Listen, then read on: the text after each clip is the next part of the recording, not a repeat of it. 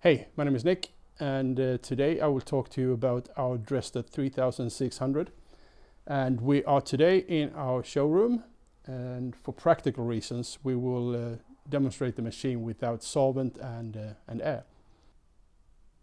Everything I tell you today can also be found in the attached user's manual. And in the manual there are more details than what I will tell you, so it's important that you read the manual. When you receive the machine, it comes on a wooden pallet in a cardboard box. You take it out of the box and then this is what it looks like. The first thing you do is that you attach the extraction.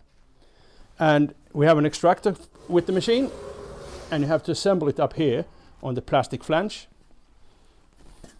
So by attaching the extractor, you align the two red dots, and then you simply tighten these screws with a Phillips screwdriver. So when you fitted the extractor to the machine, you connect the blue air hose into the quick fitting. Now the extractor is ready, and you have to connect the machine to compressed air. The compressed air inlet, you fit a quick coupling, and this is where you later connect the compressed air hose. Another thing you have to do with the machine is that you have to fit your kind of quick connector to this blowout air line. So by removing the plug, you fit the kind of quick connector you use in your shop. So now we're ready to connect the machine to compressed air. The compressed air has to be clean and dry, 7 to 12 bar, 110 to 180 psi.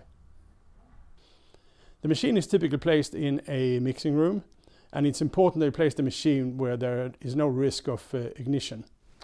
It's also important that you properly ground the machine, and on the machine there is a green and yellow grounding cord which you should install to ground. The machine comes with a built-in extraction which is activated as soon as you open the lid. It's important that you connect the extraction through metal ducting. And if you want to, you can connect this ducting and just lead it through the ceiling or through the wall. If you have a central evacuation system, you can also connect this machine, but then it's important to remember that you don't seal it completely, so this machine is under constant extraction, because then you will lose unnecessary solvents. When you install the extraction, it's important that you ground the metal ducting. And for more details, it's important that you read the manual and you follow the local regulations and standards. When you set the machine up with solvent, the first time you need an extra drum. So what we have here is that we have two drums and they are both half full. So first time you have to take the full one and pour half of it into the empty one. The reason that we have two drums is that on the left hand side we have a drum that is used for recirculating cleaning. That means that the same solvent goes round and round. When that solvent has become dirty after a week or two, you might want to do a final clean rinse. Then you add at the very end of the cleaning cycle a small squirt of clean solvent sucked from the right hand drum. That solvent then drains into the left hand drum, meaning that after a while the clean drum will have become empty and the recirculating one is full. This machine is equipped with an air purge line which blows air through the spray gun while it's being used, just to prevent dirty solvent from entering the gun's channels. And the first time you use this machine, you have to choose which of these plastic plugs fits your kind of quick fittings. And in this case, I see that that plug fits my quick fitting. So I fit this plug to the air purge line and the machine is ready to use. So now I will show you how to fit a gun to be automatically cleaned. And with the machine we send along an array of different extension tubes that fits onto different kinds of spray guns. We also send along a trigger clip to hold the gun's paint channel open while it's being cleaned.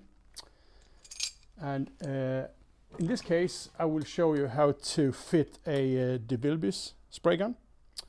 So when you clean the gun, if there's any paint remaining inside the spray gun, it's important that you pour that off into a separate container. Otherwise you contaminate the solvent in the gun cleaner way too much. When you want to put everything into the gun cleaner, you remove the lid, and you have a special nozzle for it. You remove the paint cup,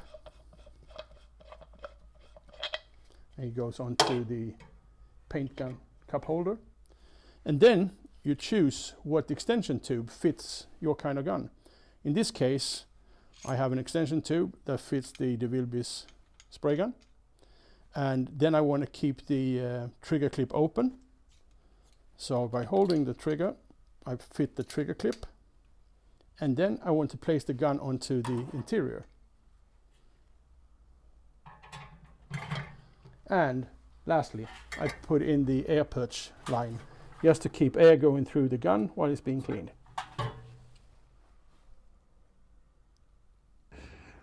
So after I close the lid, I want to start the automatic cleaning cycle. And I do that by pushing the right side foot pedal. And I push it once and the machine starts automatically, and it will clean now for about 1.5 minutes.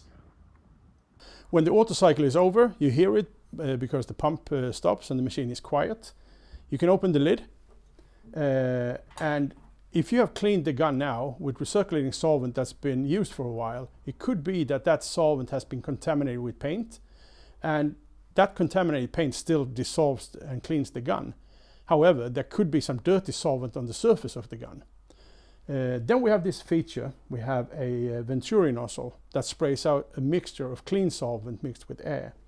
So if you want to do some final rinse with clean solvent, you can take the spray gun, and by pushing the left side foot pedal, I will activate the nozzle, and I will get a spray of solvent and air coming out, so I can do manual cleaning of the gun. So when you clean the gun and it's ready, you want to blow out any solvent remains that are inside. So then you connect the quick connector, and you blow out what's inside the spray gun through this funnel. This funnel will condense the spray out, so they drip into the machine instead of going into the atmosphere. When you're ready with the cleaning, you put the hose back and you close the lid.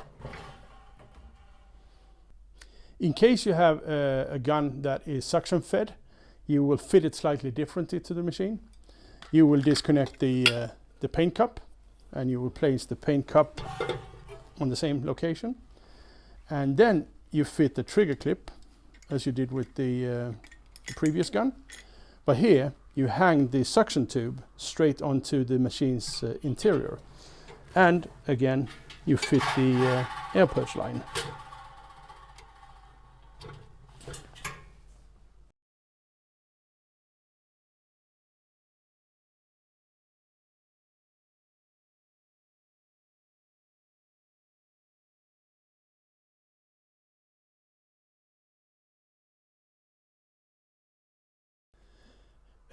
If you want to use bigger drums, for instance 16-gallon drums, in the manual it's shown how you can easily raise the machine so you have room for 16-gallon drums. That was it. Thanks for listening. You can find more information in your user's manual or on our website.